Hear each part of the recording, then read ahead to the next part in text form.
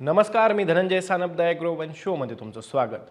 यंदाच्या मान्सून हंगामात El Nino सक्रिय होण्याची शक्यता आता वर्तवली जाऊ लागली आहे। त्यामुळे शेतकऱ्यांमध्ये काहीशी भीती निर्माण झाली आहे।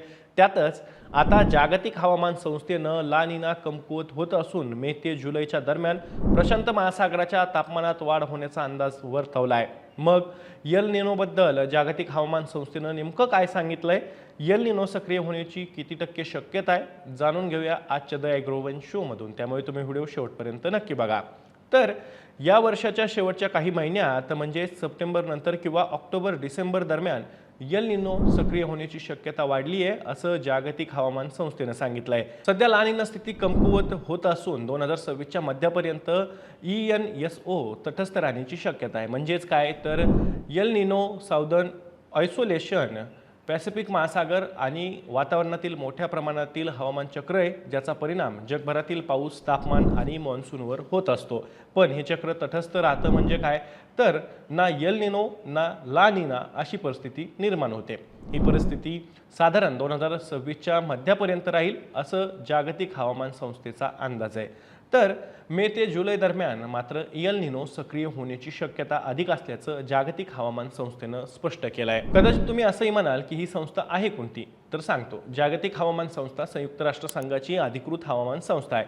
1950 साली तिची स्थापना करण्यात आली। त्यामागे उद्देश काय होता तर जागतिक हवामान अंदाज देण्यासाठी हवामान बदलाचा अभ्यास करणं, त्यासोबतच चक्रीवादळ असेल, पूर असेल, दुष्काळ असेल यांचे इशारे सुद्धा ही संस्था देत असते। आता पुन्हा एकदा मुद्द्यावर येऊया। काही जण असंही म्हणतील की एल निनो म्हणजे काय असतं, तर सांगतो। एल निनोमुळे विषुववृत्तीय पॅसिफिक महासागराच्या मध्य आणि पूर्व भागातील समुद्रपृष्ठीय तापमानात मोठ्या प्रमाणात वाढ होऊ लागते। त्यामुळे वाऱ्यांच्या दिशेत, वायुदाबात आणि पर्जन्यमानाच्या वितरणात बदल होत असतो।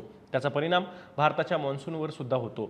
एल निनोमुळे भारतातील मॉन्सून कमकुवत होत असतो आणि दुष्काळ सदृश्य परिस्थिती सुद्धा निर्माण होण्याची शक्यता अधिक असते।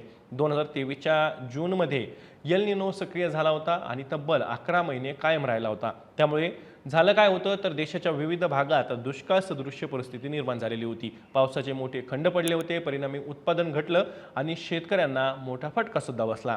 यापूर्वीही विविध हवामान संस्थांनी 2026 मध्ये एल निनो सक्रिय होण्याचे अंदाज वर्तवलेले आहेत। त्यातच आता जागतिक हवामान संस्थेनं सुद्धा एल निनो सक्रिय होण्याची चिन्ह असल्याचं सांगितलंय। पण त्यामुळे शेतकऱ्यांनी घाबरून जाण्याची गरज नाहीये, कारण हे सर्व सुरुवातीचे अंदाज आहेत, त्याची अचूकता कमी असते। म्हणजे मार्च ते मे या काळात या अंदाजांची अचूकता कमी असते, कारण या काळात समुद्रात आणि वातावरणात वेगानं बदल होत असतात। त्यामुळे समुद्रातील तापमान, वारा यांचा पुरेसा ताळमेळ लागत नाही। त्यामुळे फक्त संगणकीय मॉडेल्सवर एल निनो आणि ला निना असं ओळखणं शक्य होत नाही, असं सुद्धा जाणकार सांगतात।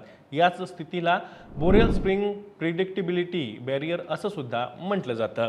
आता जागतिक हवामान संस्थेनं जाहीर केलेल्या ताज्या अंदाजानुसार 2026 च्या मध्यापर्यंत ENSO संदर्भातील चित्र टप्प्याटप्प्यानं बदलताना आपल्याला पाहायला मिळत आहे। मार्च ते मे 2026 च्या कालावधीत ENSO तटस्थ स्थितीची शक्यता सुमारे 60%, तर एप्रिल जून 2026 च्या काळात तटस्थ स्थितीची शक्यता 70% वाढलेली आहे। म्हणजेच हवामान अजूनही स्थिर राहण्याची शक्यता अधिक असून एल निनो किंवा ला निना विकसित होण्याची शक्यता तुलनेनं कमी आहे। त्यानंतर मे ते जुलै 2026 च्या टप्प्यात मात्र ENSO तटस्थ स्थितीची शक्यता 60% असून एल निनो शक्यता सुमारे 40% असं सुद्धा जागतिक हवामान संस्थेने सांगितलंय। थोडक्यात काय तर मार्च ते मे 2026 च्या कालावधीसाठी जमिनीवरील तापमान सरासरीपेक्षा जास्त राहण्याचा स्पष्ट जागतिक संकेत मिळतोय। विषुववृत्तीय पॅसिफिक भागात ला निना सदृश्य पर्जन्य नमुना दिसत असला तरी इतर भागातील संकेत मिश्र आणि कमी सुसंगत आहेत। त्यामुळे शेतकऱ्यांनी लगेचच घाबरून जाण्याची गरज नाही। हे अंदाज आपण जसं सांगतोय तसे प्राथमिक आहेत, त्यात बदल होण्याची शक्यता सुद्धा असते। यातून केवळ हवामानाची दिशा काय राहू शकते याची कल्पना आपल्याला करता येते, पण तेच अंतिम अंदाज आहेत असं समजण्याची गरज नाही आहे। आता पुढच्या काळात भारतीय हवामानशास्त्र विभाग मान्सूनचा पहिला अंदाज प्रसिद्ध लवकरच करेल, त्यातून चित्र काहीसं स्पष्ट होईल। पण सध्या तरी एल निनोचे संकेत हे जागतिक हवामान संस्थांकडून देण्यात येऊ लागलेत। आता तुम्हाला याबद्दल काय वाटतंय, कारण मी तुर्तास इथेच थांबतोय। मी दररोज संध्याकाळी 6 वाजता ॲग्रोवनच्या यूट्यूब चॅनलवर शेती आणि शेतकऱ्यांच्या हिताचे मुद्दे घेऊन येत असतो। त्यामुळे तुम्ही अजूनही ॲग्रोवनच्या यूट्यूब चॅनलला सबस्क्राईब केलं नसेल तर लगेचच सबस्क्राईब करा। तुमची जी काही प्रतिक्रिया असेल ती कमेंटमध्ये नक्की कमेंट करून सांगा. व्हिडिओ जास्तीत जास्त शेतकऱ्यांपर्यंत पाठवण्यासाठी व्हिडिओला लाईक आणि शेअर नक्की करा. आपण पुन्हा भेटू. तोवर तुम्ही तुमची आणि तुमच्या जवळच्या माणसांची काळजी घ्या.